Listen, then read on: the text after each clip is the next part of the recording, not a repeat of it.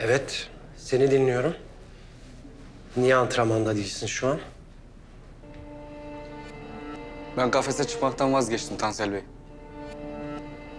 Yaman Hoca'nın salonuna döneceğim. Bak sen, aldığın para ne olacak peki? Çocuk oyuncağı mı bu? Onca yatırım yaptık sana Hepsini çalışıp ödeyeceğim. diyorsun. Taksitle yapalım mı? Borcum borç. Bir aya kalmaz öderim.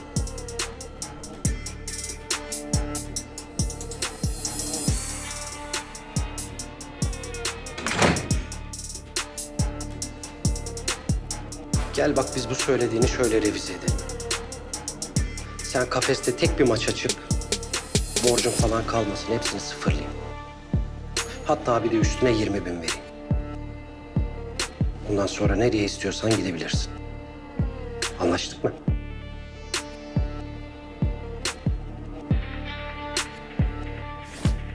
Anlaştık mı diye sordu delikanlı. Tek bir maç.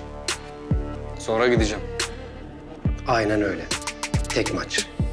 Ne diyorsun? Anlaştık. Güzel.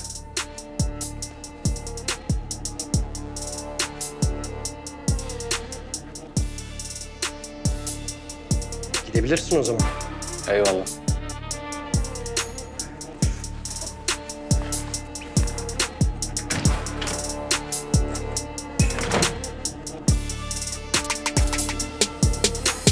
Tek maç, son maç. Çocuk ölecek. Derviş Bey'imiz öyle istiyor. Anlaşıldı Tansel Bey.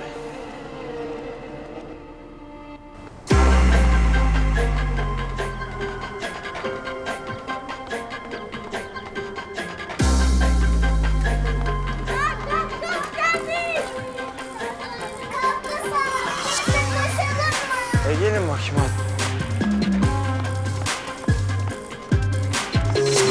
Yedin ama kendine gelemedin, ortama baktın tek bir hesap var. Acılara kar kendini buldun, sandığın aşkla hep bir tokat var. Yumruğu yedin ama kendine gelemedin, ortama baktın tek bir hesap var. Acılara kar kendini buldun, sandığın aşkla hep bir tokat var.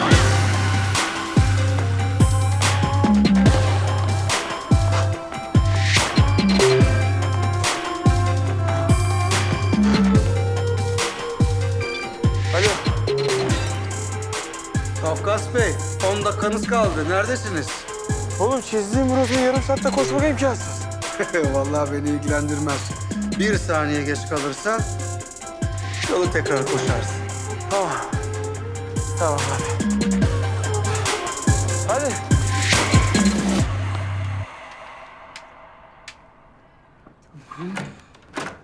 Eksi 12.000 olsun.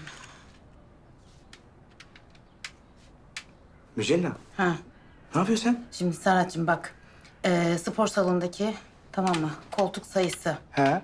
çarpı bilet fiyatı eşittir hasılat, tamam mı? Eksi giderler eşittir bu çıktı. Böl bunu iki sporcunun payına eşittir Fırat Bölükbaşı. Mücella sen vallahi kafayı yedin ya. Neyi hesaplıyorsun sen ya? Hayatım bak, Fırat abim bu Yunanlı ile yapacağı maç var ya, ben bir takım hesaplamalar yaptım. Araştırmalarıma göre iyi para kazanacak o maçtan. Ha bir de araştırma da yaptın yani. Tabii. Muhtemel spor salonlarını araştırdım. Loca fiyatları, efendim koltuk sayısı hepsini kıyasladım. Sonuç ufak çaplı bir servete gidiyor maşallah. Allah'ım bize ne nasip. Ya vallahi billahi sen yemin ediyorum kafayı yedin artık ya Mücella. Sana ne ya? Sana ne oluyor? O ne demek öyle Serhat'cığım? Olur mu öyle şey? Abim o benim. Eylül'ümün emaneti o bana. Ayrıca bankaları da tek tek dolaştım. En iyi faiz verenleri not aldım. Listesini yaptım. Eğer uygun görürse Fırat abimle de paylaşacağım. Merhaba sakın. Mücella sakın bak abimle gidip böyle bir şey konuşmayacaksın sakın ha. O ne demek öyle Serhat? Ya adamcağızı kandırırlarsa, parasını alırlarsa elinden? Ben onu düşündüğüm için şey yapıyorum. Ya Mücella bu yaşa kadar sen mi yaptın hesabını abimin? Kaç yaşında adam? Bırak sana ne ya? Allah Allah. Sen kendi işinle ilgilensene kızım. Allah Allah. Bugün değil mi bizim randevumuz ultrason için? He? Sana diyorum ya. Ne bakıyorsun ördek gibi? Kaçta bizim bugün randevumuz? Kız cevap versene kaçta randevumuz? 3. Hı? Bak saat kaç olmuş? Hesap kitap yapana kadar sen kalk hazırlan. Ben bir çıkayım seni almaya gelirim. Hayret bir şey ya.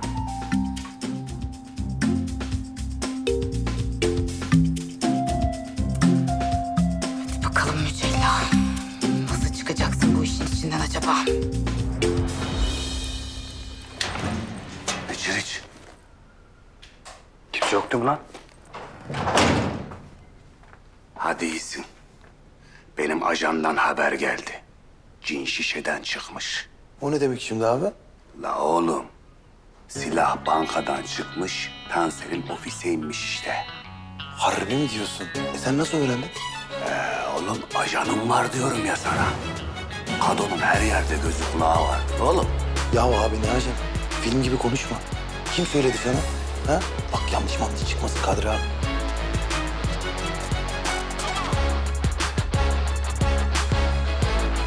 Subhanallah. Ajanım var diyorum oğlum sana. Doğada yanlış olur, kadoda yanlış olmaz. Silah ofiste diyorsan ofistedir. Kado abim o ajan için ne badireler atlattı bir bilsen. Ne uğraştım ya. Yıprandım, örselendim.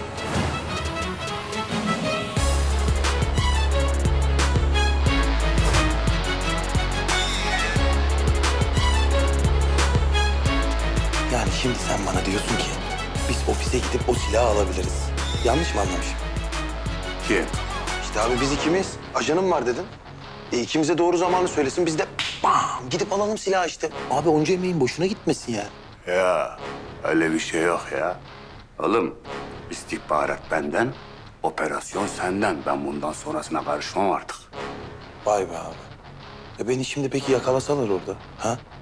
O silahın orada olduğunu nereden bildiğimi bana sorsalar. Ben ne diyeceğim Kadir abi? Ne diyeceğim? Ya işte abi ben de sana onu soruyorum. Ben ne diyeceğim? Adını mı vereceğim senin sanki? Ulan verin olsun. Sana da elini veren kolunu kaptırıyor yani. Bir yardım edelim dedik yapıştın. İyi tamam. Beraber gideceğiz, halledeceğiz bu işi. Ama daha da benden iyilik isteme bak. Bak Kadri abi sen var ya sen bana çok yakın.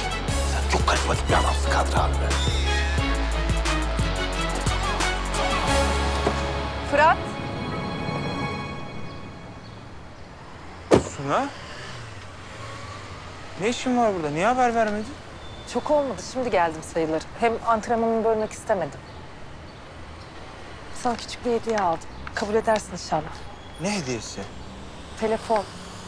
Güneş'le birbirinizi özlediğinizde belki görüntülü konuşursunuz diye düşündüm. Çok teşekkür ederim Suna ama ben bunu kabul edemem. Hayır lütfen. Hem o kadar pahalı bir şey değil. Güneş için. Belki ben de her özlediğimde buraya gelmekten kurtulurum. Biz de ara ara görüntülü konuşuruz. Olamaz mı? Tamam, teşekkür ederim. Fırat Bey. Pardon bölüyorum ama organizatörler aradı. Maçlar öncesinde sağlık kontrolü için gelmek istiyorlar. Ne zaman müsaitsiniz diye sorarlar. Ben haber vereceğim. Tamam. Tamam. İyi günler. Sağ olasın. Niye erteledi sağlık kontrolünü? Fırat, iyi misin? Sağlık kontrolünü niye erteledin diye sordum. Ertelemedim aslında. Yani maç öncesi hallederim. Bak abimin başına gelenlerden sonra benim bu konuyla ilgili ihmalsizliğe tahammülüm yok Fırat. Lütfen bizim hastanede ön kontrolünü ben yapayım. İzin ver tamam mı?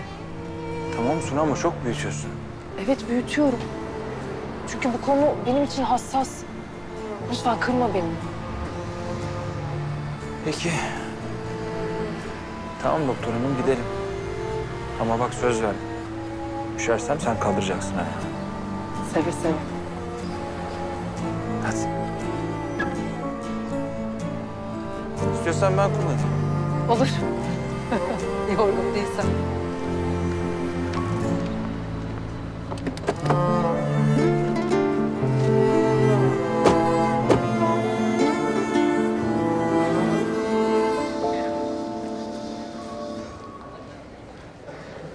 Benim tuvalete gitmem gerekiyor. Dur canım 2 dakika Allah'ını seversen. 2 kişi var zaten bize. Şimdi çıkacaklar. Sıramızı kaçıracağız Mücella.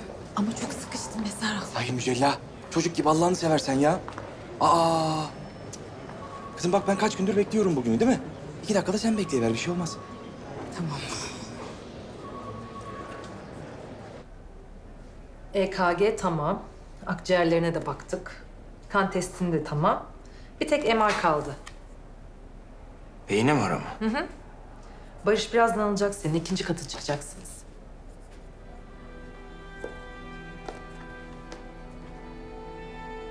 İyi misin? İyiyim iyiyim. İyiyim bir şey yok. Biraz işte açlıktan falan tabii yoruldum.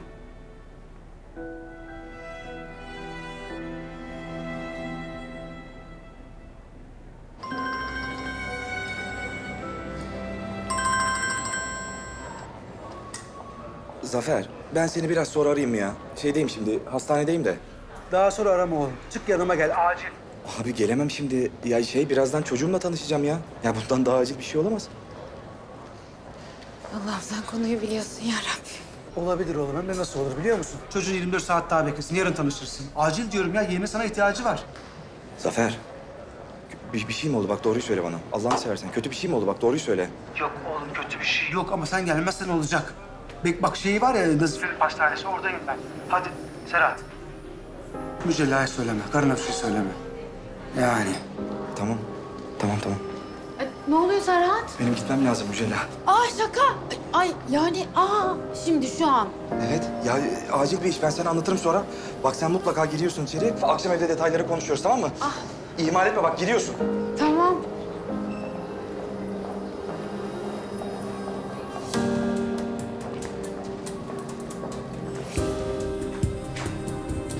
Tahlil sonuçların gayet iyi. Hiçbir sıkıntı yok. Olacağını da sanmıyordum zaten.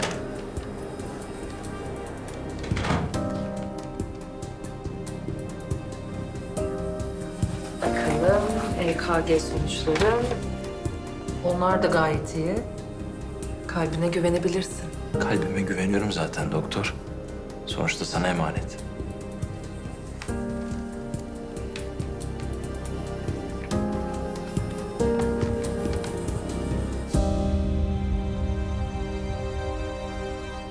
Ama bunda bir yanlışlık olmalı. Burada ufak bir lezyon gözüküyor.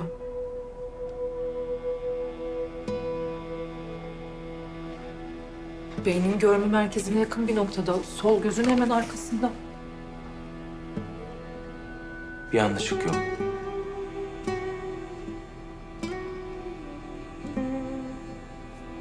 Uzun zamandır devam eden bir durum. Nasıl yani? Sen bu durumu biliyor muydun? Evet. 7 yıldır. Abinle maça çıkmadan önce de vardı. Kafeste dövüştüğümde de. Cengiz Ulucan'la maça çıktığımda da. İlk maçım değil bu. Fırat üzgünüm ama ben buna müsaade edemem. Böyle bir şeyi göze alamam.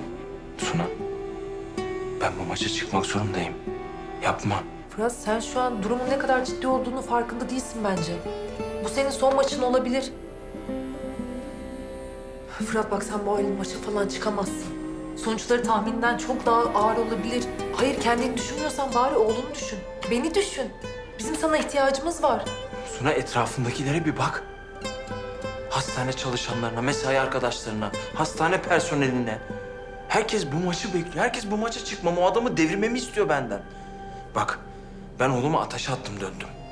Her şeyi göze aldım döndüm. Kafamdaki ufacık bir sorun bu maça çıkmama engel teşkil edemez. Hayatınla kumar oynuyorsun. Farkında değil misin? Suna, hayatımın en önemli maçına çıkacağım. 7 yıldır bana katil diyenler bile şu anda arkamdalar. Benim için ne anlam ifade ettiğini farkında mısın sen? Bak, ben bu maça çıkacağım. Sonucu ne olursa olsun bu maça çıkacağım. Fırat bunu ben onaylasam bile salon doktorunun kontrolünden geçeceksin. Bu durumunu fark ettiğinde maçı iptal ettirecektir. Salon doktorunun anlayabileceği, fark edebileceği bir durum değil bu. Bir şey olmayacak. Güven bana.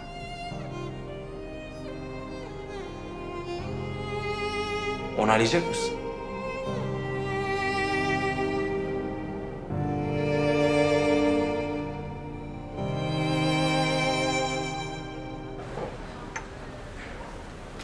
Yani senin anlayacağın Serhat.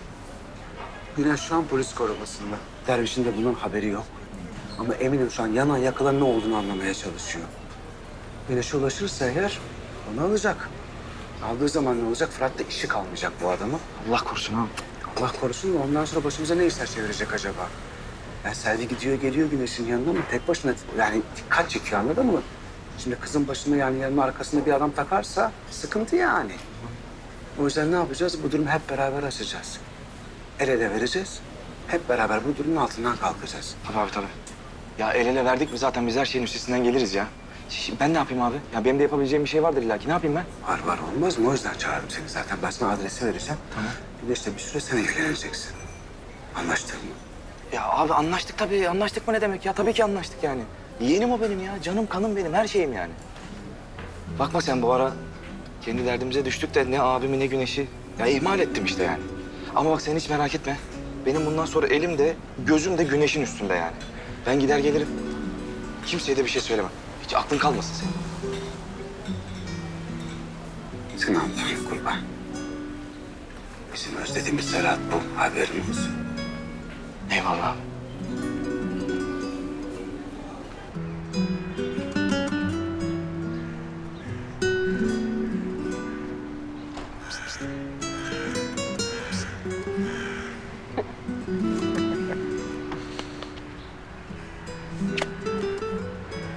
Hoş geldin Nurgöz'üm. Hoş buldum. Ne haber, nasılsın? İyiyim, sen nasılsın? İyi. Güneş ne yapıyor, nasıl? Güneş iyi. Ya çok tatlı ya. Biraz babasına üzülüyor tabii ama en azından sağlığı yerinde. Normal. Benim yerimi öpseydin keşke. Öptüm, öpmez olur muyum? Ben buralarından öptüm. Yarın sabah yine öpeceğim. Yok. Birkaç gün Serhat gidip gelecek, tamam mı? Neden Zafer ya? Biz iyiydik, oyun oynuyorduk Güneş'le. Selvi, durum tehlikeli. Ne kadar çok hedef değiştirirsek o kadar garanti. Anladın? Anladım. Zaten ondan sonra da... Zafer, niye düştü senin yüzün ya? Ya niye olacak ki işte? Sonra da ne olacak?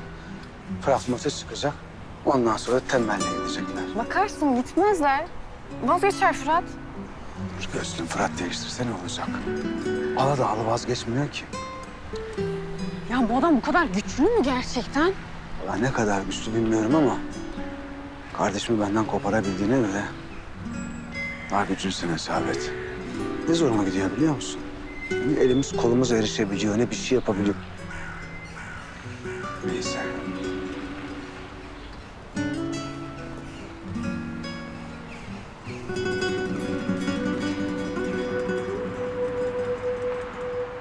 Evet arkadaşlar, buyurun sorularınızı alalım. İyi akşamlar. Benim sorum Bakakisi. Sportmenlik çerçevesinde ülkemizde güzelce ağırlanmak varken neden bu tip hareketler yaptığınızı merak ediyorum. Teşekkür ederim. Από τη στιγμή που μπορείς να φιλοξενηθείς στα πλαίσια της φιλοτίμησης και του σεβασμού στη χώρα μας, γιατί προβάλλεις τέτοια επιθετικά, αναρωτιέμαι. I only spoke the truth. You can't tell me how to be polite. This is what I believe in. So, barbaric Turks can't lecture me about politeness. Barbar Türkler. Bana kibarlık ders vermeye kalkmasınlar. Barbarsın yedi ciddindir lan. Lan ne gülüyorsun lan oradan? Zafer sakin ol. Sakin ol. Benim sorum Fırat Bey'e. Öncelikle bu adamın tavırları ve terbiyesiz hareketlere karşısında sabırlı olduğu için çok takdir ediyorum. Bakakis gördüğünüz gibi hala fütursuzca konuşmaya devam ediyor. Bir cevap vermeyecek misiniz? Daha önce de söyledim, ben kimsenin değerlerine hakaret etmem. Ama kendi değerlerime de hakaret edilmesine izin vermem. Ne olursa olsun canım pahasına mücadele ederim. Öyle değil mi? Yani şimdi bu bağlamda bu arkadaşımızın ülkeme ve değerlerime yaptığı hakaretin bir karşılığı olacak. Ama bu masada değil, ringde. Bizim atalarımızın çok güzel bir lafı var. Konuşmak her kişinin, dövüşmek her kişinin işidir. Biz lafımızı, Kafkas lafını ringde söyleyecek, ringde. Gördüğünüz gibi Bakakis İstanbul'a sürekli Konstantinopolis diyor. Bu konudaki düşüncelerinizi merak ediyorum. Yani Marco istediği kadar Konstantinopolis desin. Bir gerçek var ki bu şehrin adı 1453 yılından beri İstanbul. Öyle değil mi?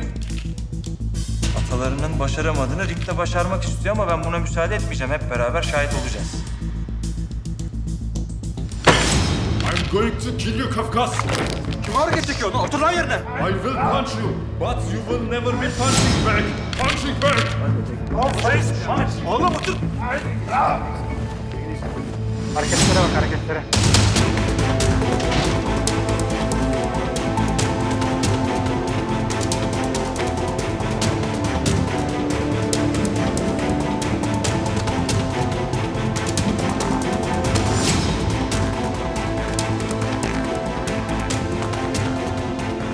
Burada 10.000 var Şahin.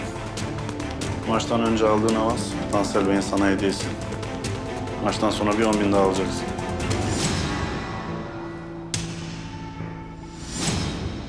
Eyvallah abi, sağ olun. Sıkı çalış. Bu maç ringde yaptığın diğer maçlara benzemez. Bir hata yaparsan dönüşü yok, biliyorsun. Biliyorum abi.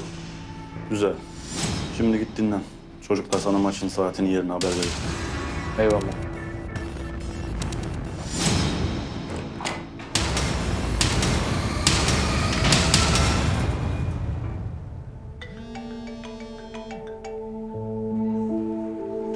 Söyle Duman. Konuştuğumuz gibi Tansel Bey. Şahin'e parayı verdim. Muvaffakatnameyi de imzalattım. Güzel. Rampayı da ara, durumu anlat. Aladağlı'nın Şahin'in o kafesten sağ çıkmamasını istediğini söyle. Rakip ona göre seçsin. Tamam efendim.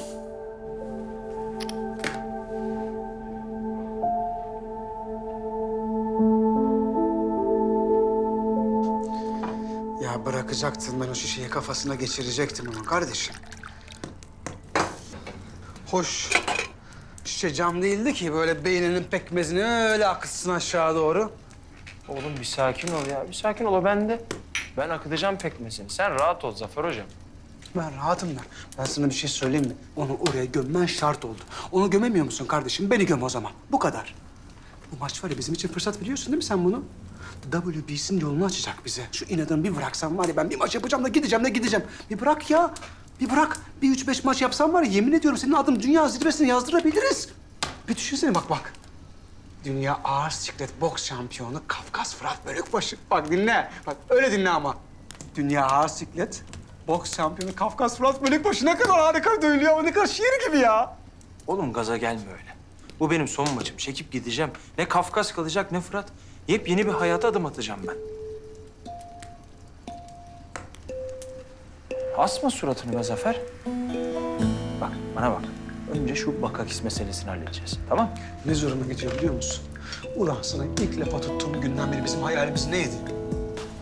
Senin o adını zirveye yazdırmak, öyle mi? Ya yüzlük kuyruğuna geldik. Kapının ucunda duruyoruz ya. Bize niye geri vites yaptırıyorsun burada? Oğlum geri vites falan yok. Geri vitesi yapan benim. Sen tam yol ileri. Ya sen de beni mi gaza getiriyorsun gider ayak ya? Sen ileriymişsin, ben geriyim şimdi. Ya bırak ya. Oğlum ben yepyeni, tertemiz bir sayfa açacağım hayatıma. Yepyeni bir sayfa. Ben, Güneş, Suna. Suna? Suna ne alaka ya? Suna da bizimle geliyor. Bayağı böyle sen, Güneş, Suna öyle çatıda ev, aile gibi yani. Gibisi fazla. Bildiğin aile. Kafkas'ım, sen bu doktorun hastası olmuşsun. Ulan var ya, yemin ederim yakışır sana ya. Ya sana değilse kime yakışacak ki zaten? Bunu en çok içimizde hak eder sen değil misin ya? Ne diyeyim? Mutluluklar kardeşim. Hep birlikte kardeşim. İnşallah sen de Selvi ile birlikte. Kardeşim, benim mutluluğum sana bağlı. Bu mühürü Ratko'ya çakacaksın, nakavt edeceksin.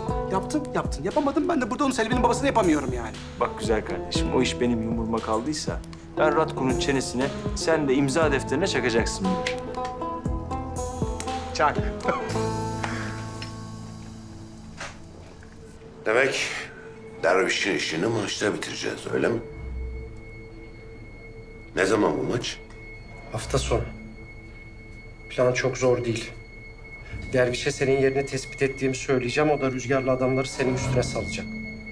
Böylelikle Derviş yalnız ve korumasız kalacak. İşte ondan sonrası sende Barutçu. Çok dikkatli olmalısın. Eğer başaramazsan bu ikimizin de sonu olur.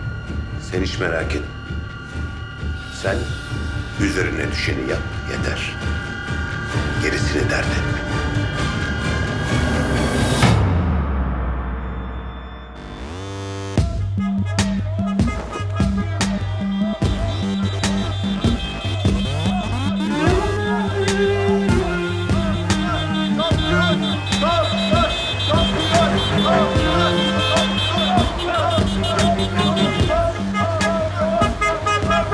İyisin değil mi kaptan?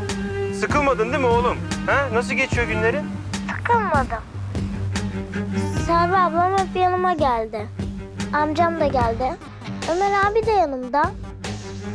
Bir tek seni özledim. Ben de seni çok özledim. Ömer abi dedi ki, istediğimiz zaman konuşabilirmişiz böyle görüntülü. Evet babacığım. Bu akşamdan sonra ihtiyacımız olmayacak. Maç bitsin, geleceğim artık birlikte kalacağız. Akşam maçı televizyondan seyredebilir miyim? İzlersin tabii. Yemin tamam mı? Yine şampiyon ol. Tamam oğlum, merak etme. Söz mü? Şampiyon sözü. Şampiyon sözü. Oğlum şimdi kapatmak zorundayım. Maçtan sonra beraberiz zaten, tamam mı? Tamam geç kalma. Seni çok seviyorum. Ben de seni çok seviyorum. Hem de her şeyden çok. Hadi görüşürüz kaptan. Görüşürüz.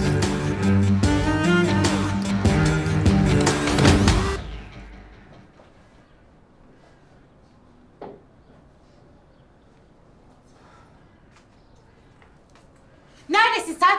Allah cezanı vermesin kız. Ne oluyorsun ya? Neredeydin sen ha? Sürekli öyle bahaneler falan yok mesaiymiş bilmem neymiş. Neredeydin çabuk söyle. Allah Allah. Hoş bulduk. Sana da merhaba hayatım. Bırak öyle hoş geldin beş gittin ayaklarını. Çabuk neredeydin söyle bana Serhat. Ya kızım bir sakin ol, bir dur ya. Arkadaşım şey yapmış. Serhat bana bak herif. 3 çocukla beni ortalarda bırakıp başka karılara mı gidiyorsun sen? Ay Mücella Allah'ını seversen saçma sapan konuşma. Ne kadını ya? Aa delirdi durduk yere. Sen ne yaptın asıl şeyi? Neyi ne yaptım? Kız şeyi işte ne onun adı? Neyi? Kız hastanede ultrasonu ne yaptın diyorum. Ne dedi doktor? Ha. Şey dedi, çok iyiymiş, her şey yolundaymış. Gelişimi de gayet güzelmiş.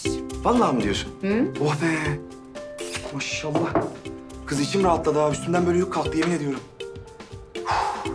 Şey, daha erken değil mi? Cinsiyet için bir şey demedi değil mi? Ha, yok o kadar da tamamlamamış gelişimi. Var onun var, zamanı var.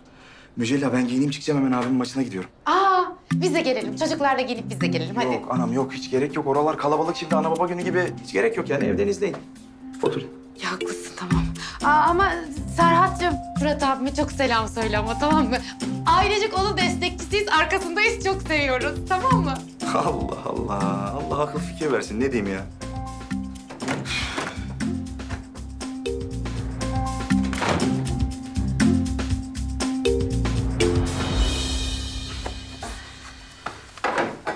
Dualarımız sizinle Zafer hocam. Sağ olasın Nesli hocam. Kendinize çok dikkat edin tamam mı? Bak Fırat'a da dikkat et bir şey olmasın.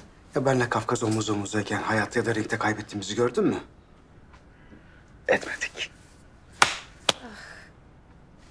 Allah hiç ayırmasın size. Amin. Zafer! Baba. Dur. Gitme. Konuşacağız seninle. Baba ama daha çantamı yapacağım. Geç kaldım. Salona gideceğim buradan. Ne? Çanta mı yapacaksın? Sen çantanı yapmadın mı? Baba işte yapacağım. O yüzden gidiyorum. Geç kaldım diyorum. Söylesin ne söyleyeceksen. Ben sana böyle mi öğrettim? Çanta yapılmaz mı? Neyse, biz bu konuyu baba oğul bir konuşalım. Hadi sen git. Tamam. Çok önemli. Tamam. Çantasını yapacakmış. Zafer bana bak. Ziya bir istihbarat almış. Mavi var ya Mavi. Mavi bu akşam maça gelecekmiş. Mavi mi? Mavi, kod adı Mavi.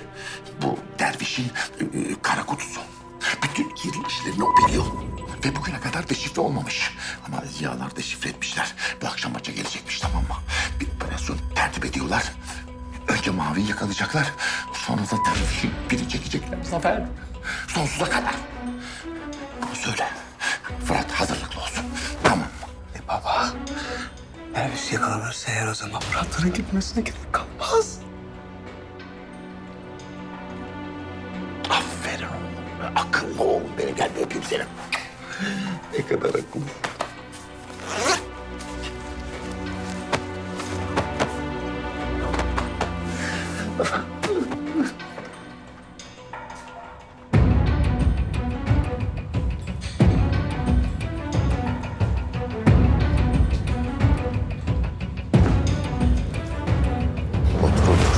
Otur ya.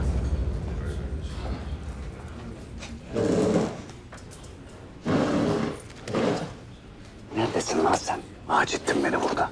Kusura bakma Kadir abi. Tamam şimdi boş ver bunları. Araba 2 sokak aşağıda. Gel gidip şu silah işini bir an önce halledelim. Ha, tamam Halim. Yok ya. Acele etmemize gerek yok oğlum. Ben bir tane aplikasyon indirdim. Beladankurtar.com. Şimdi onları yazacağız. Onlar bizim yerimize gidecekler.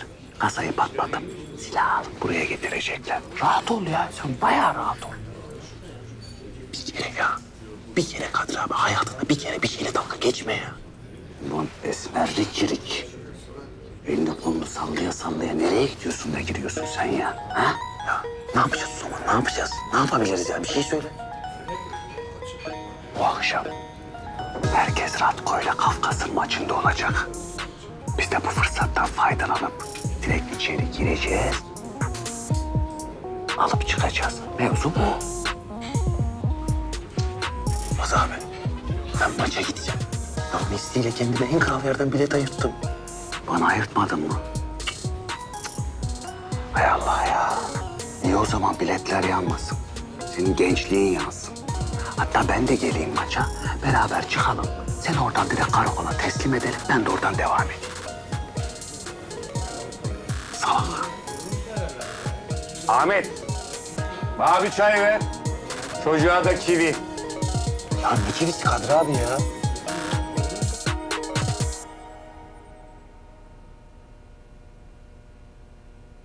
Fırat üzgünüm ama ben buna müsaade edemem. Böyle bir şey göze alamam. Ya sen şu an durumun ne kadar ciddi olduğunu farkında değilsin bence. Bu senin son maçın olabilir. Hayır kendini düşünmüyorsan bari oğlunu düşün. Beni düşün. Bizim sana ihtiyacımız var.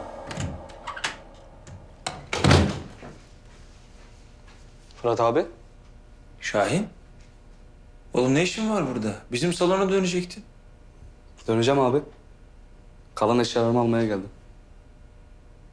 İyi yaptın. Çok bile kaldın bu batakhanede. Bak bir daha Zafer Hoca'nın dizinin dibinden ayrılmayacaksın. Sen 220 öğrenmek istiyordun ya. Vallahi billahi yüzünde uygulamada öğretirim ha.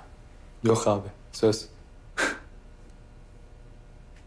Sen maça gidiyorsun değil mi? Ben hep inandığım gibi yine inanıyorum abi sana. Yeneceksin o herifi. Hem de knockout'la. İnşallah Şahin'im. Bizim için vur abi 220'yi. Bütün ülke arkandayız biliyorsun. Biliyorum. Eksik olmayın. Başarılar abim. Görüşürüz. Ama bizim salonda. Bizim salonda. Tamam.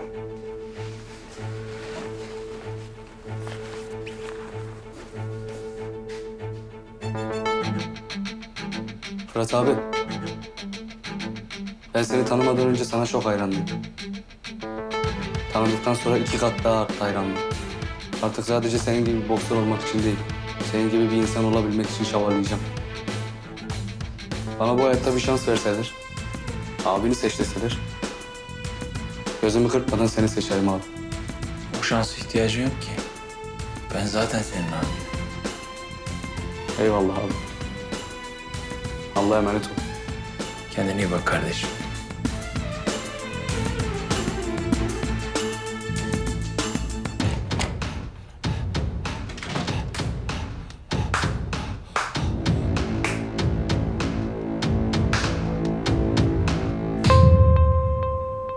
Oğlum mal konuşma la. Kapalı otoparktan gireceğiz içeri. Zaten kapının önünde bir tane güvenlik oluyor. Biz arkadan yağ gibi gireceğiz. Çıkacağız. Mevzu bu ya. Kadir abi bak bu işler senin anlattığın kadar kolay değil. Güvenlik kapıyı kilitledikten sonra girişte durmaz. Gider güvenlik odasında takılır. Hadi diyelim onu bir şekilde atlattık. esas olay kameralar abi, kameralar. Ya o mekanda en az 20 tane kamera var. 20. Onları nasıl atlatacağız Kadir abi? Söyle bana, ne yapacağız? Ulan Merinos. İlk defa mı kameralı mekana giriyor senin abi? Merak etme. Ben her şeyi düşündüm. Maske takacağız. Rahat ol. Ya ben her gün böyle atraksiyonlara girmiyorum ki abi. O yüzden pek rahat olamıyorum şu an ya.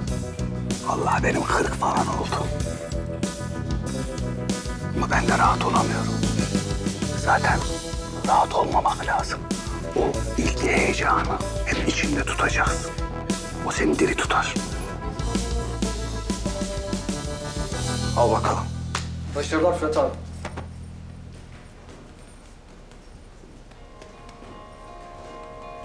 Emanetini getirdim.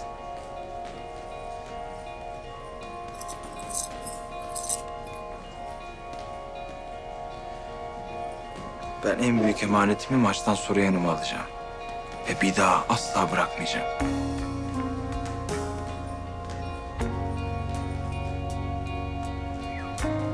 Vazgeçme gibi şansın yok değil mi? Ya gözünü kaybedersen?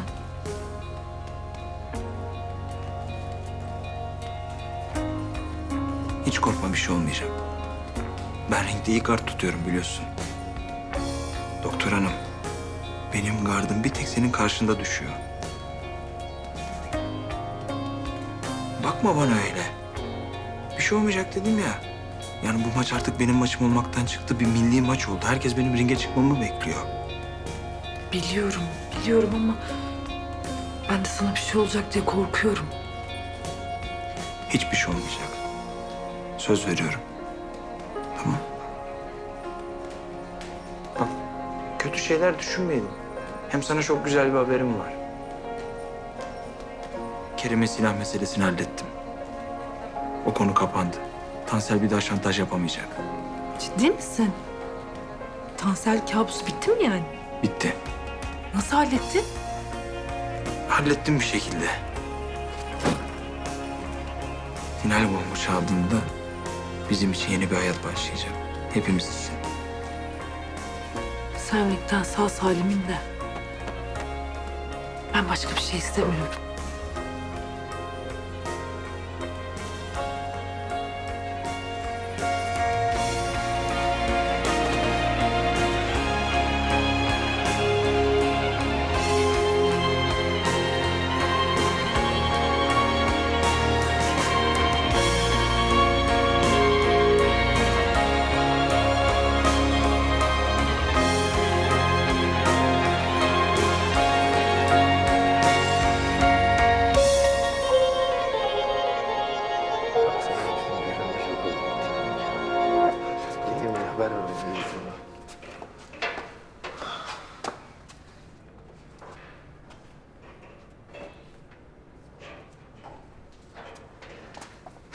Hadi bakalım.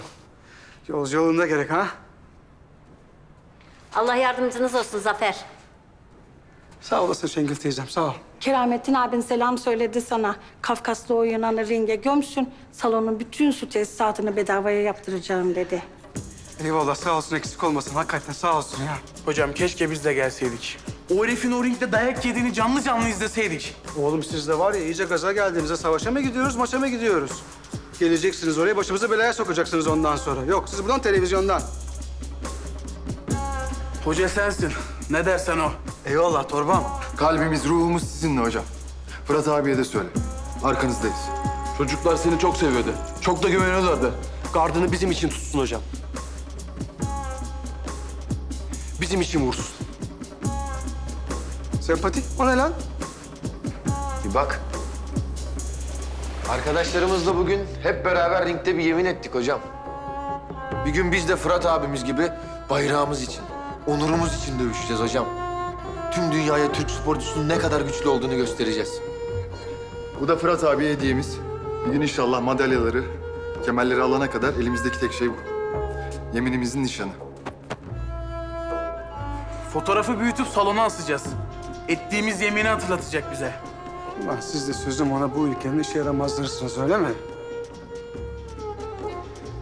Bu ülkede sizin gibi insanlar olduğu sürece var ya, bayrak ilelebet böyle sallanacak. Allah'ım beni de sulu göz yaptınız be. Televizyona böyle çıkacağım.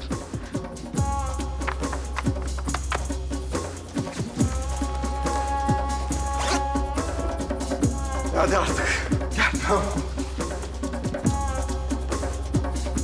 Biz kimiz lan? Şampiyon!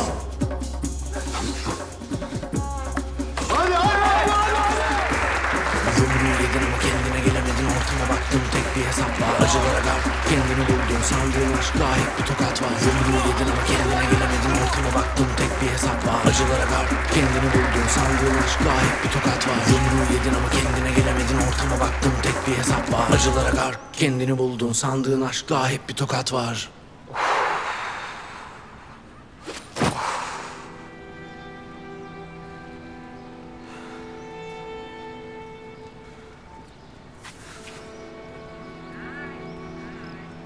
Gördün mü eşek sıfalarını? Boğazım düğümlendi resmen. Onlar senin öğrencilerin Zafer. Senin gibi yürekli olacaklar tabii. Ha sen böyle konuş, ben böyle yere serileyim, maça da gidemeyeyim.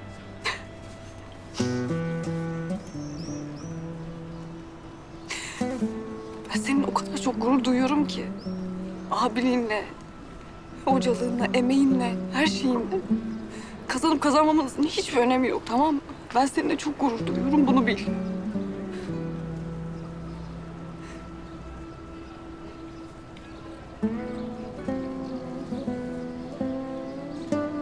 Seni çok seviyorum Zafer Hocam. Ben de seni seviyorum. Ama o Fırat'a söyle. O maçı kazanacak, tamam mı? Selvi bunu diyor, lütfen. Bizim arkamızda bir Allah'ın kulu yokken bizim sırtımız yere gelmedi alimallah. Şimdi bütün memleket arkamızda. Biz o ringde ölürüz, gene de kaybetmeyiz.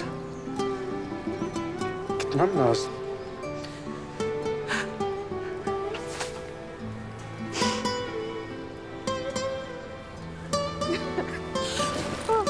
Selvi. Babana de ki maçı izlesin, olur mu? Hani köşe adam ondan bir halt olmaz dedi ya. Bazen sadece ülken için, bayrağın için bir köşede dururuz.